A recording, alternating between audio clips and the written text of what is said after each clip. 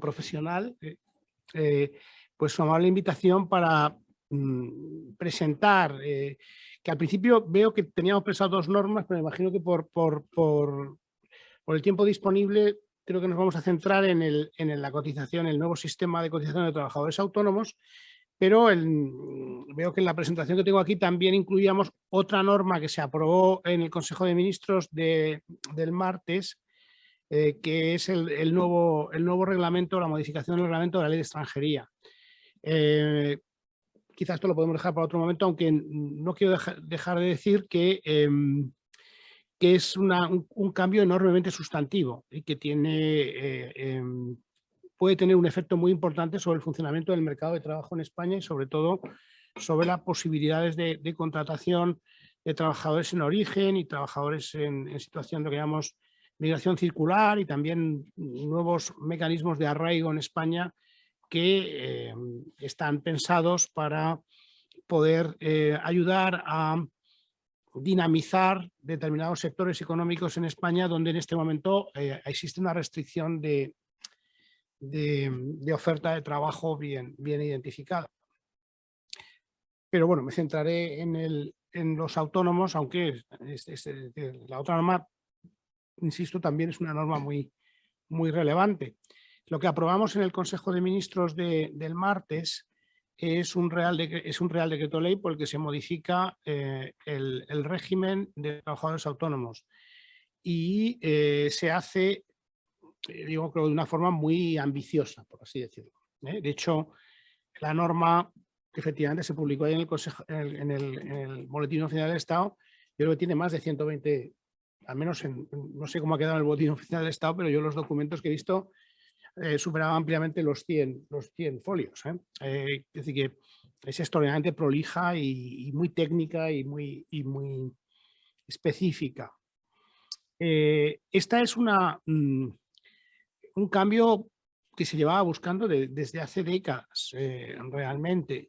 Es una recomendación, y ahí está en mi primera transparencia explicitada, del Pacto de Toledo. El Pacto de Toledo, como saben, es la comisión del Congreso no normativa que busca que todos los temas que tienen que ver con pensiones no sean motivo de lucha partidista y, por lo tanto, por amplios acuerdos normalmente, como así ocurrió en octubre del año 2020, elevan al Gobierno una serie de recomendaciones en el ámbito de pensiones. Bueno, una de estas recomendaciones, de hecho 2, la recomendación 4 y la recomendación 5, que la tenemos ahí textualmente, nos pedían realmente introducir este régimen. También y que lo que pretende es una convergencia del régimen de autónomos con tanto en contribución como en protección, en la acción protectora de la seguridad social, con el de, digamos, los regímenes, el régimen general de los trabajadores, digamos, de los asalariados, por entendernos, frente a los autónomos. Esta también es un hito del Plan de Recuperación y Resiliencia, porque, bueno, cuando se constata, y esto, que España tiene una anomalía, y es que tiene este sistema que desaparece en este momento, donde los autónomos tenían una cotización mínima y después libertad de cotización por encima de esa mínima con unas ciertas restricciones. Ese es un modelo que no existe en los países de nuestro entorno y que tampoco existe para los asalariados. A veces me preguntan, bueno, ¿y por qué? Una vez me decían, no, es que estamos limitando la libertad de los autónomos.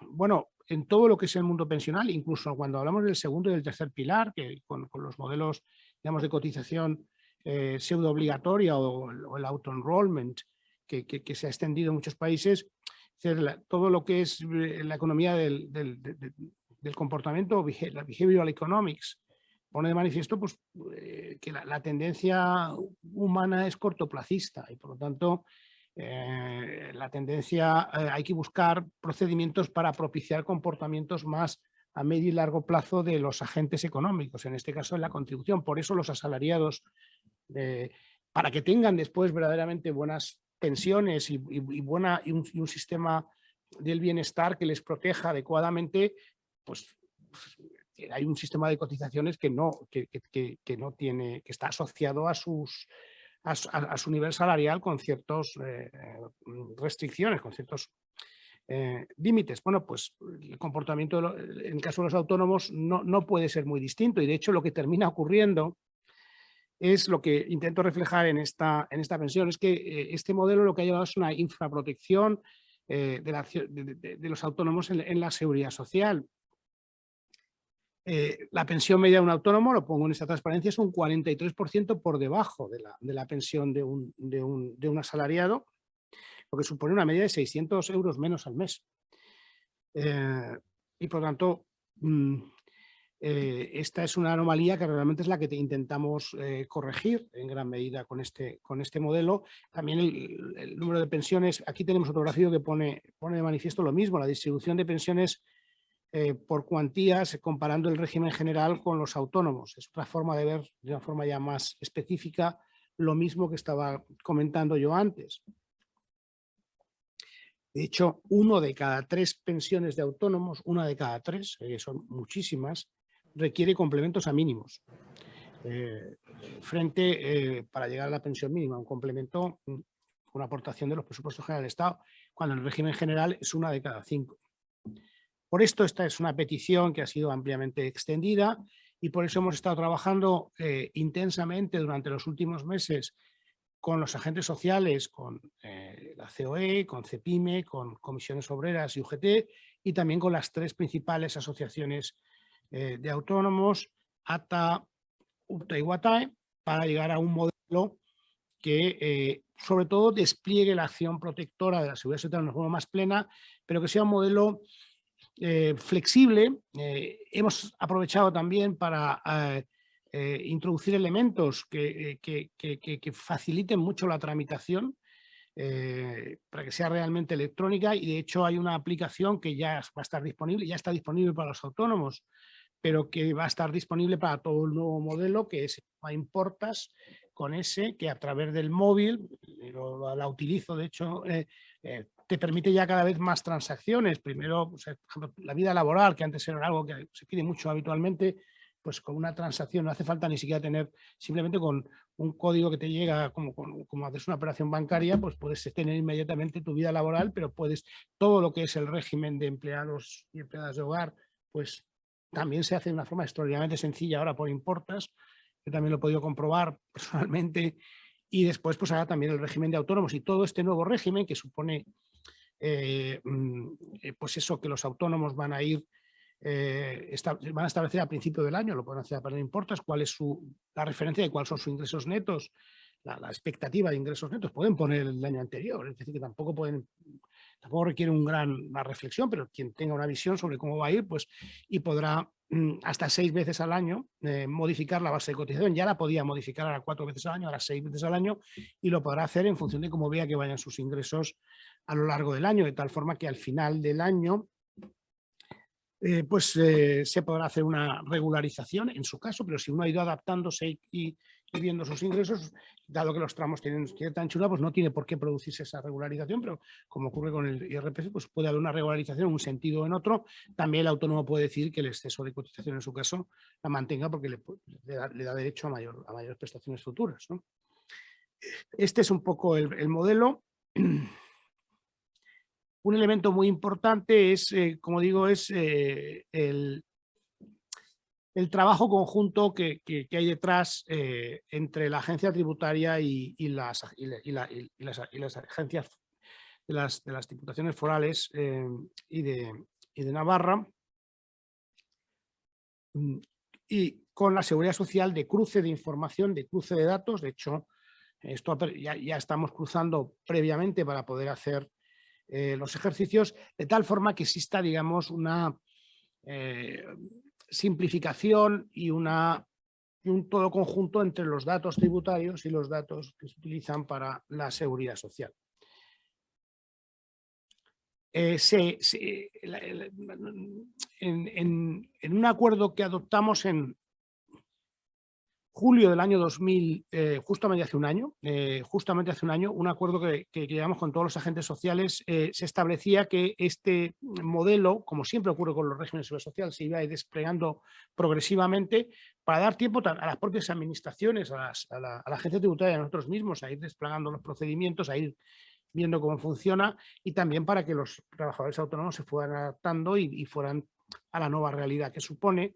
Se estableció que como máximo el objetivo, digamos, y la recomendación del Pacto de Toledo, y que ha quedado así reflejado en una disposición transitoria en la propia ley, de llegar a un régimen de cotizaciones que se base fundamentalmente, que refleje de forma lo más plena posible los rendimientos netos de los autónomos, se tiene que desplegar aproximadamente en una década, en 9 años, de hecho.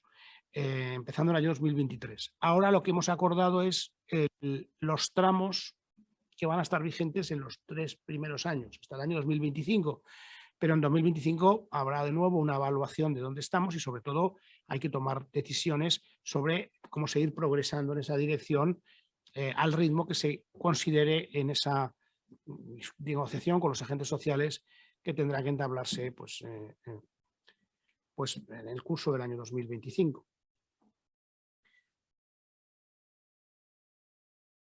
Un elemento importante es,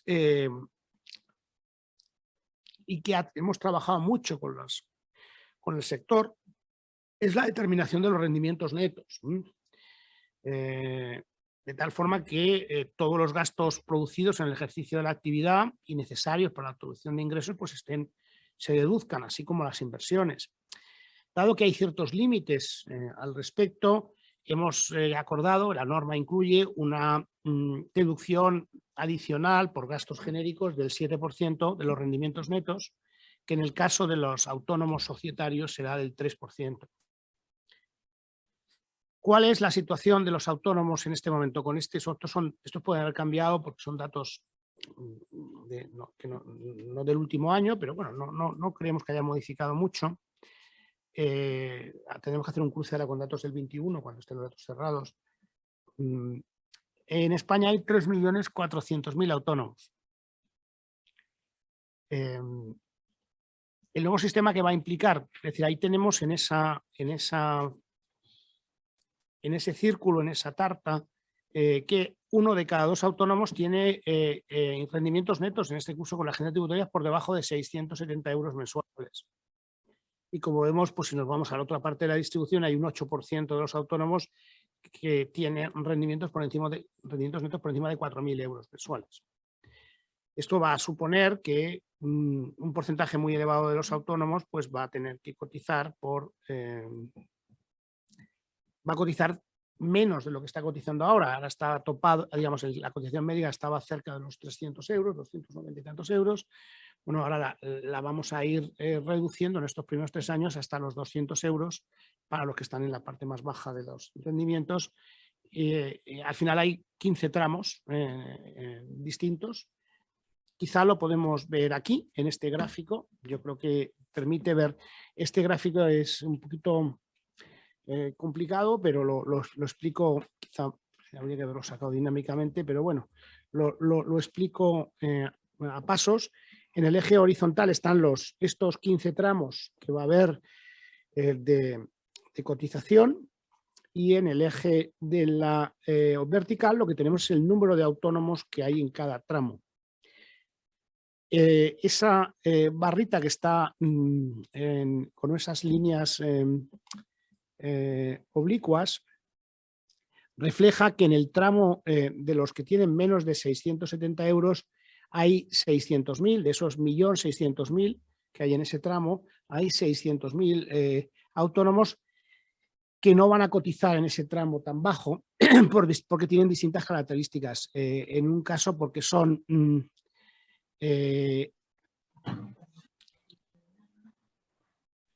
familiares de colaboradores, de autónomos que no tienen rendimientos, y después en un porcentaje muy alto porque hay autónomos pocos que son societarios con rendimientos cero, o otros hasta 400.000 que no declaran rendimientos. De ellos casi 185.000, si no mal recuerdo, ni siquiera hacen la declaración de la renta. Entonces, ahora va a haber la obligación de hacer la declaración de la renta. Entonces, todas esas personas que tienen estas características y que, bueno, tienen una cierta cotización para tener derecho a pensión, pero que no hay constancia de una actividad real, van a cotizar en el tramo básicamente que corresponde más o menos al tramo mínimo actual y que está más o menos en línea con lo que sería unos ingresos sobre el salario mínimo interprofesional. El resto del gráfico se entiende bien. Esa línea horizontal de 300, casi de 300, 290 y muchos, es el nivel actual de base mínima de cotización, y lo que tenemos en esas tres líneas que se van moviendo es cuál va a ser la cotización en el año 2023, en el año 2024 y en el año 2025 para cada uno de los 15 tramos. Y con eso, pues yo creo que este gráfico refleja bien la naturaleza de lo que estamos haciendo desde el punto de vista de las cotizaciones. Aquí en este segundo gráfico lo que tenemos es un gráfico en el cual tenemos, lo hemos agrupado algunos tramos, tenemos los tramos agrupados, aquí tenemos, si lo veo, 7 tramos, de los 15 pasamos a 7, y lo que vemos es cuál es el cambio respecto a la cotización mínima actual en la que están, por ciento, el 85% de los autónomos en este momento, con independencia de sus rendimientos netos. Y como podemos constatar, esto lo hemos calculado para el 25, pues aquellos autónomos que están en 670 euros por debajo de 120 euros mensuales tendrán una reducción de cotización respecto al actual del 32%, y si nos vamos al otro extremo, pues donde están los autónomos con rendimientos por encima de 2.350 euros, tienen una cotización que es un 50% superior. También he identificado los autónomos societarios con rendimientos cero, que están en una situación básicamente neutral en este momento, pero que para el 25 está previsto que se muevan hacia arriba en línea con los movimientos para ajustarse al salario mínimo interprofesional. Yo creo que esto refleja razonablemente bien el cambio que está produciendo, y de alguna forma lo que pretendemos con este modelo es que, porque cuando uno mira quién está en los tramos más bajos, pues para que nos hagamos una idea, el 77% de los autónomos por debajo de los jóvenes, por debajo de 30 años, el 77% de los autónomos por debajo de 30 años está justo en ese tramo. Así que cuando uno empieza su vida laboral como autónomo, pues sus primeros años suelen ser años con pocos ingresos, de mayores dificultades, de arranque, y es ahí donde hay un alivio, digamos, desde el punto de vista de cotizaciones más bajas, y lo lógico es que según vaya progresando en su vida profesional, pues pueda poder llegar a tener cotizaciones más altas y, por tanto, prestaciones y pensiones y más altas de la seguridad social. Pero si tienen momentos de dificultad en su vida, pues puede decir, esto lo que introduce es claramente flexibilidad, volver a tramos más bajos, da flexibilidad respecto al modelo que tenemos actualmente. La segunda gran elemento de la norma es digamos, reforzar la acción protectora de los autónomos, que ya la hemos desarrollado de forma extraordinaria, de una forma, yo creo que muy efectiva, como es conocido, durante la pandemia. De hecho, durante la pandemia, frente a crisis anteriores donde se destruía muchísimo empleo autónomo, en la anterior crisis se destruyeron 400.000 empleos de autónomos en la crisis financiera.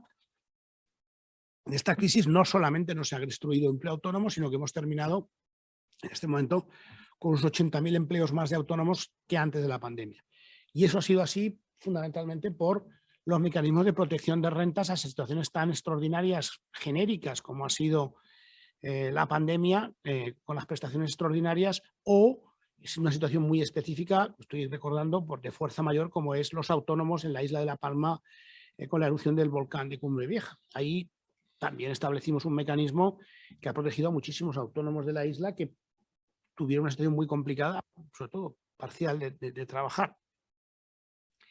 Por lo tanto, lo que hacemos en esta norma, como hicimos en la reforma laboral, con los ERTEs y con ERTEs cíclicos, el ERTE sectorial, el ERTE de fuerza mayor, incorporamos a la norma de forma permanente todas estas modalidades de protección de autónomos.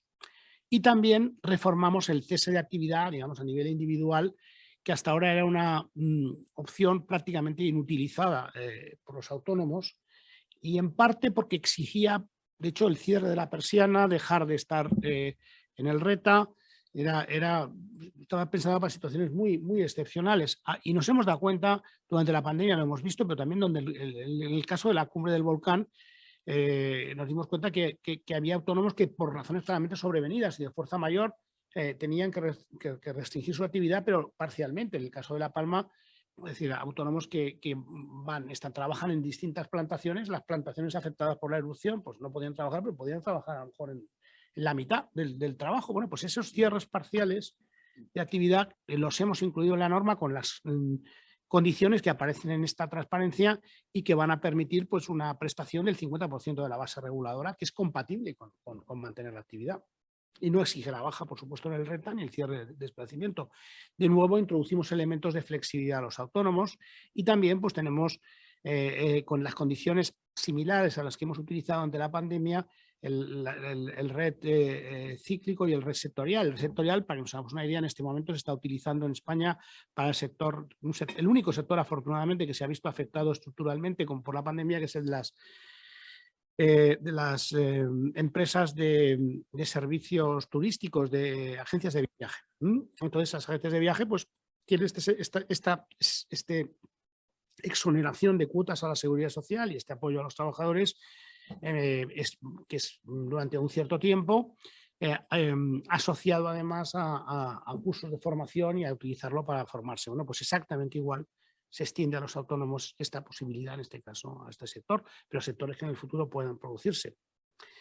Y yo creo que por terminar, mantenemos en esa idea de que los autónomos, cuando arranquen al principio, tengan un empuje y una reducción de costes, pues tenemos una cuota reducida que sustituye a la tarifa plan actual de 80 euros durante un año, que se podrá extender por otros 12 meses si los rendimientos del autónomo del primer año están por debajo del salario mínimo interprofesional. ¿Cómo vamos de tiempo? Las 12 justo, porque aquí tengo una segunda, me voy a parar aquí, tengo aquí una segunda parte que me la salto, que es la de la dejo simplemente porque así ya de aperitivo para cuando volvamos en septiembre, todas las medidas nuevas que se incorporan en la modificación del reglamento de la ley de extranjería, que son muy extensas en muchos ámbitos, también en el ámbito autónomo. Pensemos, ya que estamos hablando de autónomos, voy solamente a hablar de eso. Es decir, sorprendentemente, es decir, quien conozca el mundo inmigrante y sobre todo las realidades de los países de origen, sabrá que yo que he vivido en México unos años, lo conozco, que las personas, digamos, que de rentas más bajas en muchos casos, o muchas personas, es decir, trabajan de forma autónoma en estos países, ¿no? Y además los emprendedores, sabemos que los inmigrantes tienen un porcentaje, digamos, una propensión al emprendimiento superior a la media de las personas. Pero en España prácticamente no propiciábamos, digamos, la entrada en el mercado laboral a través de la figura del autónomo. Para que se hagan una idea, el año pasado dimos permisos de trabajo para autónomos en sectores, además, que en España que hay claramente deficitarios de trabajo, donde trabajan muchos autónomos. Estoy pensando en la agricultura, estoy pensando en la construcción, la hostelería, el transporte, conductores. Todos estos sectores que son deficitarios estructuralmente en España, creo que el año pasado trajimos menos de 200, dimos menos de 200 permisos durante todo el año de autónomos venidos de fuera. Y autónomos, digamos, que para hacerse autónomo hasta ahora, en España, como saben, el arraigo se produce, se puede arraigar uno, el arraigo social que llamamos, es decir, por obtener un permiso de trabajo a determinadas condiciones pasados los 3 años de permanencia en España. Bueno, el número de personas que han tenido arraigo social por la vía de convertirse en autónomo es absolutamente despreciable, de nuevo, porque las condiciones que exigimos para un emigrante que lleve 3 años en España para regularizarlo, para que sea autónomo, pues son condiciones pues, extraordinariamente exigentes, tiene que crear empleo, tiene que tener unas inversiones, en fin, imaginemos una persona que quiere ser jardinero, por ejemplo, se me ocurre, pues imposible. Es decir, todo esto lo hemos mejorado, lo hemos racionalizado, le hemos dado sentido común en muchos ámbitos y concretamente, por poner este ejemplo, dado que estamos hablando de autónomos, también en el ámbito de los autónomos. Por terminar, simplemente con estas dos reformas que hemos hecho, estamos ya completando otras de las 21 recomendaciones del Pacto de Toledo, pues otras, la 4, la 5 y la 19, con lo cual estamos ya pues, realmente muy avanzados. Nos queda ya muy poco de todas las recomendaciones y las que faltan pensamos cumplirlas este año, en el año 2020, en la segunda parte del año 2022. Y yo, pues, ¿les parece? Me quedo aquí. Muy bueno. Mira, con Victoria, presidenta de la Unión Profesional, habíamos preparado hemos recibido unas preguntas, pero yo creo que sería bueno a los colegas de la prensa que darles prioridad. Si hay algún colega que quiere hacer una pregunta, que la haga de viva voz ahora. Sí, buenos días, soy Miguel Valverde de Expansión, ¿se me oye bien? Perfecto. Sí, Miguel, ya me preguntas con frecuencia Sí. en distintos ámbitos, pero hoy también. Sí, ministro. Ministro, tengo dos preguntas para usted. La primera es, la vicepresidenta segunda del Gobierno ha dicho esta mañana en Radio Nacional que estaba detectando incertidumbres y ralentizaciones en el mercado de trabajo para los próximos meses. Como yo sé que usted, como la vicepresidenta, recibe los datos de afiliación y del paro mensual todos los días, la evolución de cómo va la cosa, quería saber si usted puede ratificar esta impresión. Quiero decir, si usted está también advirtiendo, a pesar de la EPA del segundo trimestre, que ha sido muy buena, si usted advierte también que se está produciendo una ralentización en la creación en el crecimiento de la afiliación, de acuerdo con el tema de Ucrania, etcétera. Y la segunda pregunta que quería hacerle era, usted dijo ayer o antes de ayer en el Consejo de Ministros que se iban a destinar, 20.000 millones a pagar otras prestaciones que en estos momentos está pagando la Seguridad Social, los gastos impropios que usted dice, ¿no? Quería saber si es efectivamente para pagar gastos impropios o para pagar las pensiones. Y si no es así, si va a pedir usted un crédito extraordinario, un crédito extraordinario para pagar específicamente las pensiones, de cara también a la paga extraordinaria de Navidad también. Gracias, eso es todo. Sí. Bien, con respecto a la evolución, bueno, efectivamente, hoy los datos del primer semestre del año de la EPA son, tengamos en cuenta que este primer semestre es el año de todos los efectos de la guerra, desde el mes de febrero. Tenemos la guerra del mes de febrero y lo que yo creo que el titular, en mi opinión, es constatar que a pesar de un entorno internacional tan extraordinariamente complejo, España es el país, yo por los datos que estoy viendo de otros países de nuestro entorno, es el país que mejor está desenvolviendo el mercado de trabajo en este entorno internacional y claramente el primer semestre. El crecimiento medio de los dos primeros trimestres del año es del 0,8, que está muy por encima del crecimiento, por ejemplo, en el periodo 16-19.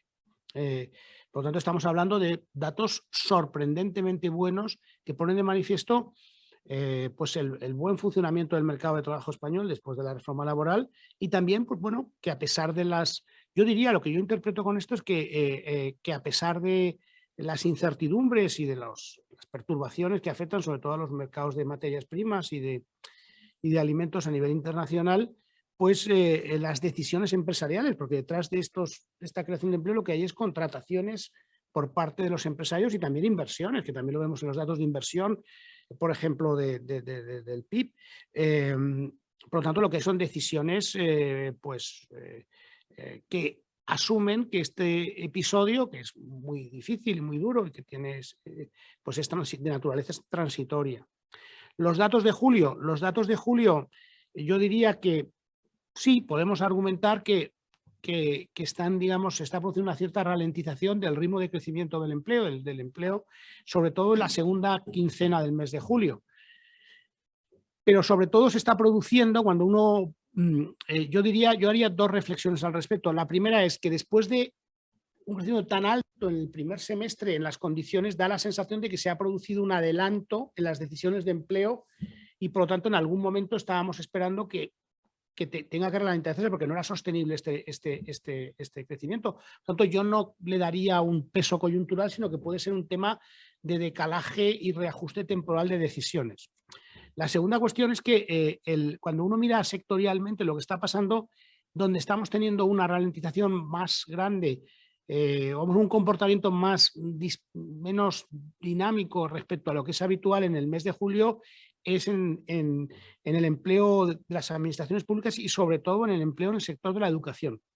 Entonces tenemos que ver exactamente qué es lo que ocurre ahí y en qué medida puede haber habido algún cambio de perfil temporal y por lo tanto yo creo que lo que tenemos que ver exactamente, cuando uno mira sectorialmente lo que ha pasado, ve que hay muchos sectores que siguen yendo muy bien.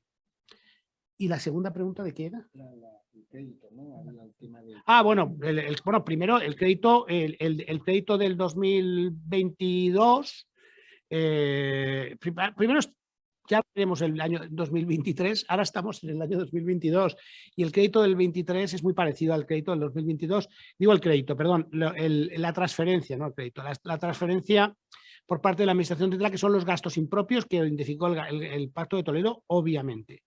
En el año 2022, que yo creo que es en lo que estamos ahora, la Seguridad Social sus ingresos de cotizaciones están creciendo por encima del 8%, por encima del 8%, fundamentalmente por el buen dinamismo del mercado de trabajo y porque también estamos teniendo buen comportamiento de bases reguladoras, por distintas razones, salarios, afloramiento de base. Tenemos un 8,5%. Nuestra expectativa, y estamos viendo seguir así un tiempo. Luego, lo importante cuando habla de la seguridad social es ver qué pasa con el déficit de la seguridad social. El déficit de la seguridad social fue del 0,9% en el año 2021. Había sido del 1,7% el déficit de la seguridad social en el año 2018. La previsión para el año 21 era del 1,2 y mejoramos en 3 décimas. En el año 2022 el objetivo es del 0,5 y lo vamos a cumplir. De hecho, en recaudación vamos casi 1.200 millones por encima del presupuesto de la seguridad social. Y por lo tanto vamos a reducir 4 décimas el déficit de la seguridad social en el año 2022 y en el año 2023 estamos esperando un déficit similar al del año 2022, que es un déficit ya muy bajo, cercano a la estabilidad, que por cierto nos lo validó en el plan de estabilidad la Autoridad Independiente de Responsabilidad Fiscal, que además estableció que en el 24, una vez pasado digamos el periodo del 23, que podemos tener una subida más alta por el tema transitorio de la inflación, nos vamos al déficit de un 0,3. Luego uno puede intentar buscar los ángulos más insospechados, pero lo que uno extrae de toda esta información es la extraordinaria solidez financiera de la seguridad social, dinámicamente una situación de reforzamiento y de mejora de cualquier consideración en un entorno que es además complicado. Estos son los datos duros. Yo ya veo que hay, no sé cómo calificarlo, pero bueno, hay gente que le busca 3 pies al gato, pero el gato solo tiene 2 pies. Vale. ¿Hay alguna pregunta más? A ver, por viva voz, las preguntas, por favor.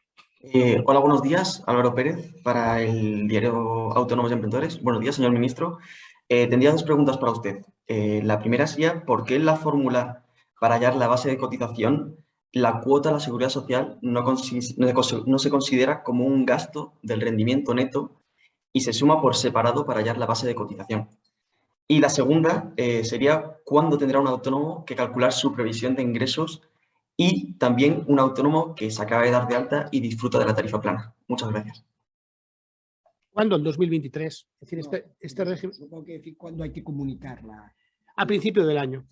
A principio del año se hace una primera comunicación de cuál es tu expectativa de rendimiento a través del importa, simplemente dar, y eso ya te introduce en un tramo. Pero, perdón, ministro, ahora digamos, sí. El régimen ya lo hemos... Yo primero que usted ha conseguido una cosa imposible. Yo cuando empezó con esto pensaba que era imposible que esto se aprobara. Y además usted lo ha aprobado con Por consenso. Por consenso, usted me tiene muy preocupado. Me tiene muy preocupado porque pensaba que esto era imposible. Me ha demostrado.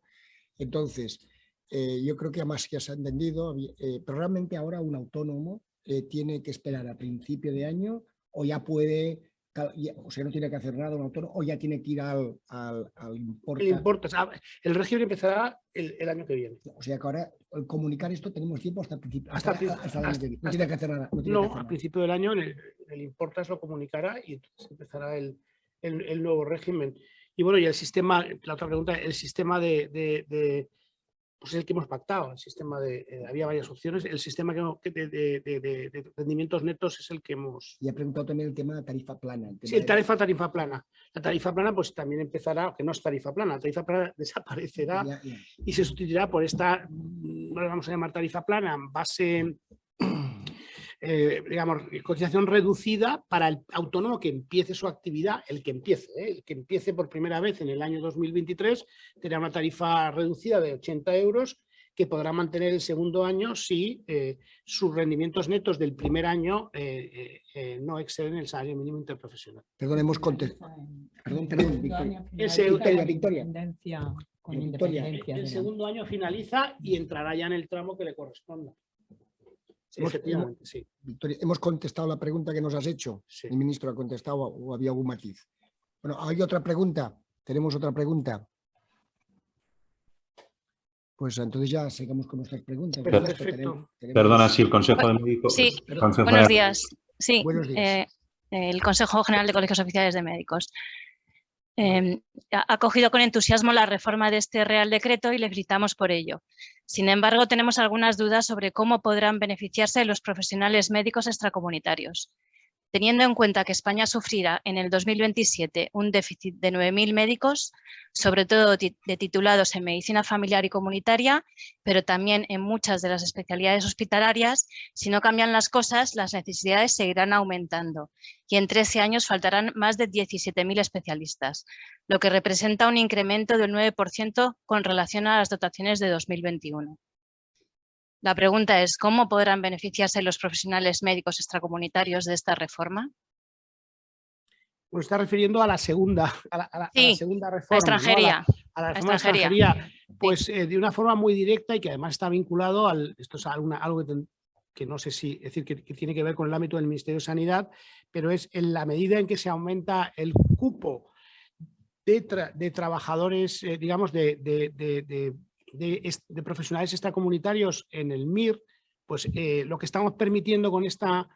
es decir, hasta ahora, lo que tengo que aclarar es que hasta ahora los médicos extracomunitarios que se formaban en España, como cualquier estudiante que hubiera en España, no podía trabajar después en España. Esto es una anomalía española. Es decir, realmente formamos y atraemos talento y atraemos a personas y las formamos en España y hacemos un gasto porque la educación en España está muy, muy subsidiada, por no hablar en el caso de los médicos y del MIR, y después pues no podían trabajar en España. Esta anomalía se corrige con el reglamento de la ley de extranjería y esperamos que eso debe permitir en los próximos años a que en la medida en la cual pues, no haya efectivamente suficientes médicos que se vayan formando por parte de españoles, pues se pueda cubrir desde fuera de España. Sí, efectivamente, esta medida va a ayudar mucho en este sentido. Es que no veía el ángulo. Ahora ya he entendido la pregunta perfectamente. Sí, claramente que esto resuelve uno de los problemas que había. Muy bien, muchas gracias. Ministro, pues mira, enlazando con lo que acaban de preguntar en este caso por los médicos, hablábamos, nos acaba de decir una cifra, 3.400.000 más o menos autónomos, de los cuales el 15% pertenecemos al subsector de profesionales. ¿En qué sentido se puede decir que los profesionales se ven beneficiados por este texto que nos ha presentado? Bueno, yo creo que se ve profesional en todo lo que es la acción protectora, es decir, la acción protectora se extiende a todos los autónomos, el cese parcial de actividad, las situaciones extraordinarias que puedan predecirse sectorialmente, es decir, todo lo que tiene que ver con la extensión de la acción protectora se extiende a los profesionales. Yo creo que también hay que ver este esta reforma en el paquete general de reformas que refuerzan y aseguran la suficiencia de las pensiones. Yo espero que cuando terminemos todo el bloque de reformas al final de este año se perciba que el sistema de pensiones públicas es un sistema que tiene en este momento pues, mucha más solidez y solvencia y además asegura el poder adquisitivo de las pensiones a partir de ahora indefinidamente. Por tanto, en la medida que yo creo que resolvemos muchas incertidumbres que han estado vigentes en los últimos años, en los que estábamos en regímenes transitorios, en decisiones que se tomaban en los presupuestos del Estado, que se iban cambiando, en reformas que después no se aplicaban, en la medida en la cual ahora tenemos un marco de referencia para todas las pensiones verdaderamente a medio y largo plazo sólido, con calendarios muy claros, y con un consenso muy grande detrás en el Pacto de Toledo, con los agentes sociales, bueno, pues yo creo que los profesionales podrán ver que a medida que en su vida profesional van obteniendo mejores ingresos, eso va a derivar después en mejores pensiones. Y van a tener que cotizar en función de cómo evolucionen, pues en función de estos tramos, y van a tener claramente mejores pensiones, que ahora tienen pensiones muy bajas. Hola, buenos días. Soy Laura Olías del diario.es. No sé si se me escucha. Sí, sí. Perfecto. Hola, muy bien, gracias. Pues quería hacer un par de preguntas. La primera, respecto a lo que ha comentado el ministro de cierto enfriamiento o ralentización del empleo desde mitad de mes, preguntarle, ¿seguimos en un escenario de creación de empleo? Entiendo por lo que ha dicho, y si puede actualizar, imagino que a la baja, la cifra de previsión que hizo hace unos días de empleo, si la tiene. Y en segundo lugar, le quería preguntar sobre, una vez cerrado el tema de los autónomos, ¿cuál es el siguiente paso que se va a negociar de la reforma de pensiones que debe estar aprobada este año? Si se va a abordar la ampliación de bases máximas o el periodo de cómputo para calcular la pensión. Y lo último, si la cotización para todos los becarios se aprobará antes del parón de agosto o ya esperamos a septiembre. Gracias. Vale, vamos por partes. De nuevo, estos son datos diarios, todavía quedan unos cuantos días para terminar el mes y los tenemos registrados. Yo creo que sí, la cifra, dado que la cifra que divulgamos es la cifra media de todos los datos diarios del mes de julio, y lo que habíamos anticipado eran con los primeros 15 días, lo lógico es que la cifra final, dados estos datos que estamos viendo estos días, pues termine siendo más baja que la que se anticipó, pero no puedo precisar en este momento cuánto. Respecto al tema de los becarios, estamos con el calendario. No sé si está prácticamente el tema ultimado. No sé si podrá entrar o no. En este momento no tengo la seguridad de que podamos tenerlo cerrado o no. También hay otros elementos que inciden de otros ministerios. Y la segunda pregunta era la de... me preguntabas por... Es lo siguiente a negociar. Lo que quedan 2 bloques pendientes para negociar, que iniciaremos en el mes de septiembre con los agentes sociales. Uno es el destope de pensión máxima y manteniendo la contributividad de base máxima de cotización, que es otra recomendación del Pacto de Toledo, que afecta aproximadamente a un 15% de los digamos, cotizantes a la Seguridad Social, que están ahí topados en base máxima y en pensión máxima, y tenemos que ver el calendario y los niveles hasta los cuales vamos a llevar este reajuste. Y el otro tema tiene que ver con cómo abordamos, sobre todo desde el punto de vista del cómputo del nivel de referencia para el cálculo de las pensiones, de todas las nuevas realidades en el mercado de trabajo que se van, desgraciadamente, consolidando, de que los últimos años de cotización no son necesariamente los mejores. Y entonces pues hay que ver exactamente cómo conjugamos periodo, lagunas y también posibilidad de excluir los peores años. Ahí tenemos también que negociar con los agentes sociales y discutir cómo podemos combinar estos elementos. Y este es el otro elemento que nos queda. Esto es lo que nos queda para el último tramo del año. Una pregunta más. Bueno, ministro, para concretar sí. La discusión está sobre la base de cotización, ¿no? O sea, de hecho, simplificando mucho, es el rendimiento que sea a través de Hacienda, ¿no? Y después introducimos, el cambio es el 7%, un gasto de 7 y de 3, ¿no? Es esto. Yo creo que no es exactamente, es decir, vamos, la base de información es la que dispone Hacienda de las declaraciones de los autónomos, pero la determinación exacta es específica de la seguridad, para la cotización de la seguridad social, y tiene sus matices, sus especificidades que son un poco prolijas, pero que efectivamente salen automáticamente. Es decir, que eso lo hacemos nosotros del cruce con los datos de Hacienda, ¿no? Y ha sido motivo de mucha ajuste y negociación con todas las asociaciones de autónomos y los agentes sociales. Es decir, la base es la base fiscal, de datos brutos fiscales, pero el cálculo es un cálculo específico para el caso, ¿no? Y añade este 7%, ¿sí? Y también está la dirección de las inversiones, ¿sí? De hecho, te lo ha dicho de una manera muy suave, pero realmente se ha hecho un cambio estratégico, ¿no? Porque sabemos una de las lacras que tenemos los países, los occidentales también, es el tema de la economía sumergida, ¿no? Que nosotros siempre a veces nos flagelamos y nos damos cuenta que es un fenómeno también occidental, ¿no? Y nosotros tenemos la particularidad de mucha microempresa y de servicios, pero que tampoco somos la oveja negra, ¿no? El hecho de que ustedes hayan avanzado con una coordinación total con usted lo ha dicho muy suave, pero esto es una revolución administrativa, ¿no? Sí, la verdad es que el cruce de información entre distintas administraciones es algo en lo que hay que seguir avanzando. Y concretamente hay dos grandes bases de información en España, uno es lo de la Seguridad Social y la otra es la de la Agencia Tributaria.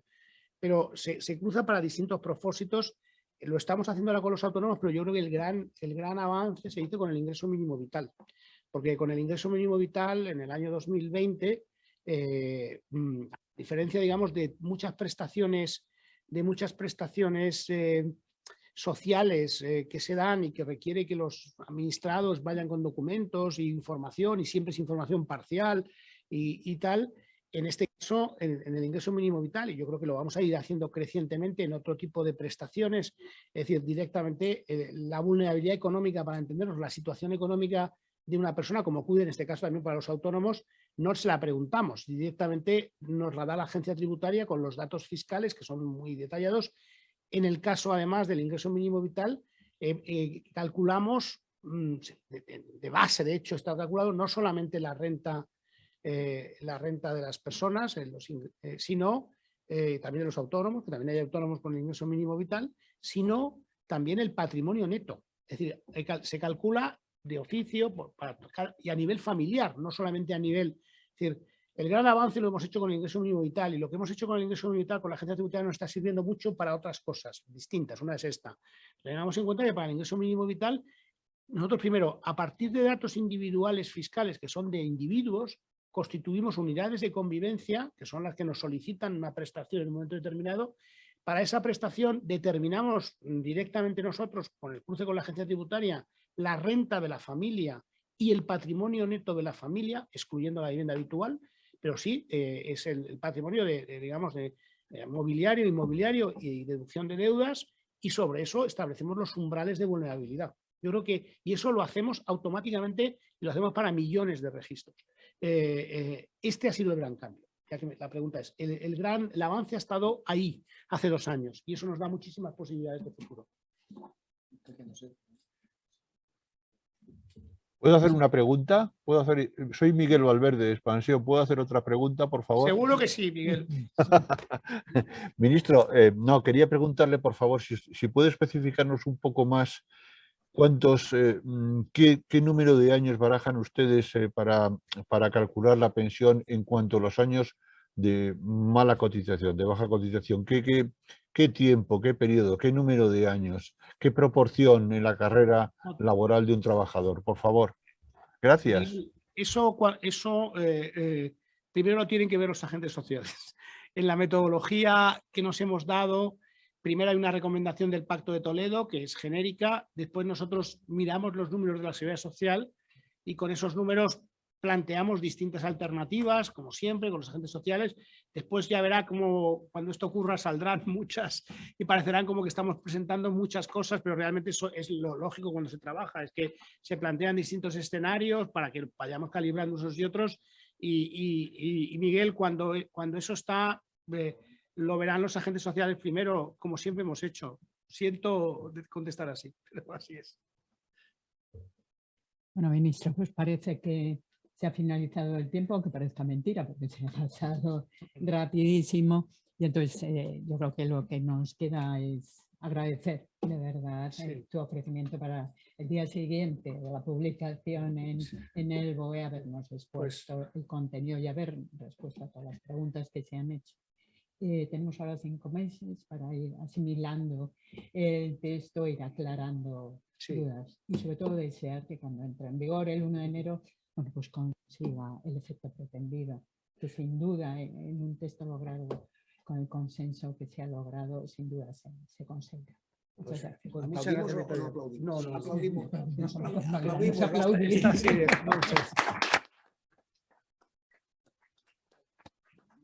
Pues nada, muchas gracias, ¿verdad?, por vuestra